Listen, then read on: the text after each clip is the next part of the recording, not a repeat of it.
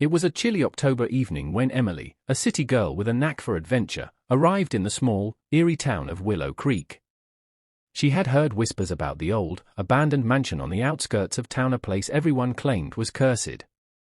Locals warned her, urging her to stay far away, but Emily couldn't resist the pull of a real-life ghost story. As dusk settled, Emily found herself standing before the mansion's iron gates.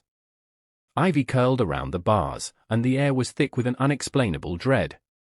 She pushed the gate open with a creak that echoed through the quiet evening and cautiously approached the front door. With a deep breath, she stepped inside. The house was dark, silent, and frozen in time.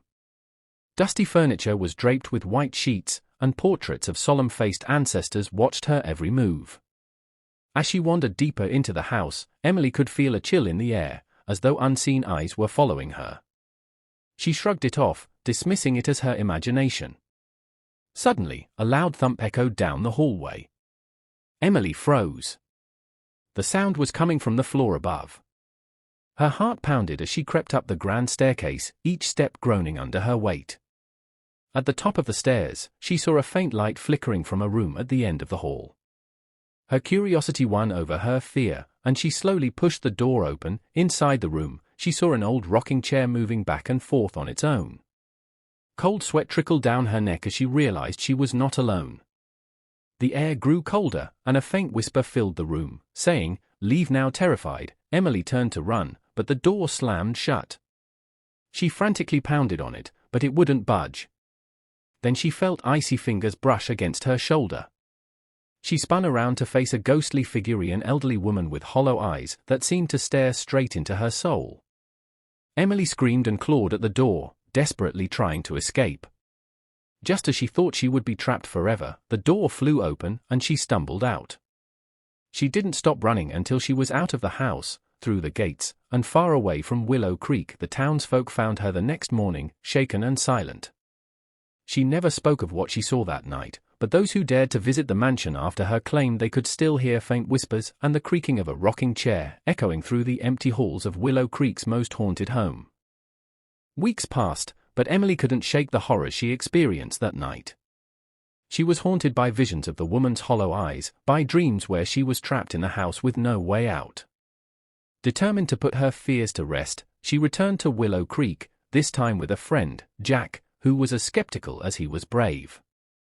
Emily and Jack approached the mansion late in the afternoon, hoping that daylight would shield them from the terrors inside. They stepped through the gates, crossed the overgrown yard, and entered the house once more.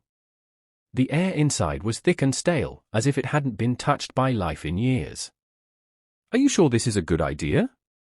Jack asked, looking around uneasily. "No," Emily admitted, "but I need answers." As they explored the rooms, they found more strange clues: old journals with pages torn out, a collection of tattered dolls lined up on a shelf, and oddly an old-fashioned wedding dress laid out on a dusty bed. Emily shivered as she reached out to touch the dress, imagining who might have worn it. Suddenly, they heard a distant whisper. It was soft, barely audible, but unmistakably real. "What was that?"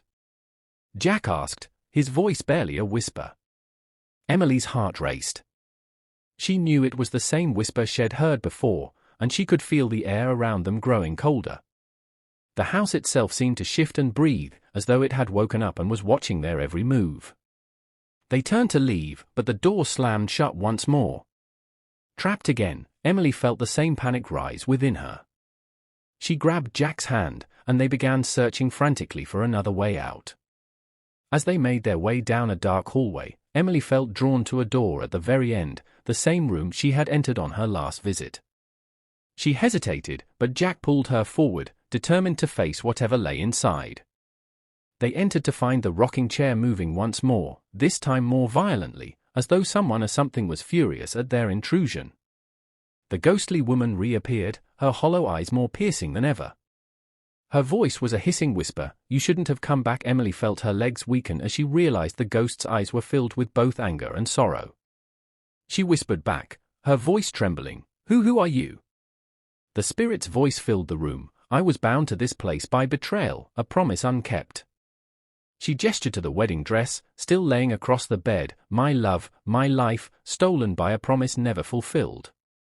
Jack looked at Emily, then at the dress. She's waiting for someone who never came. In that moment, Emily understood. The spirit's rage wasn't random, it was born of a heartbreak so deep that it kept her trapped in this house for decades, reliving her grief. Emily approached the rocking chair and spoke softly, "Well, help you. Well, find your story, your name, and make sure you're remembered." The ghost's expression softened, and the room grew still. With trembling hands, Emily reached into her bag and pulled out a small notebook, ready to write down whatever the spirit revealed. As she did, the ghost's sorrowful gaze turned almost grateful, her form slowly fading into mist as she whispered her final words, "Thank you." As the room returned to silence, Emily and Jack stood alone. The icy chill in the air had lifted, replaced by a warmth they hadn't felt in Willow Creek before. The house, it seemed, had been freed. With relief and heavy hearts, Emily and Jack left the mansion, knowing that the haunting at Willow Creek was finally over, or at least, they hoped it was.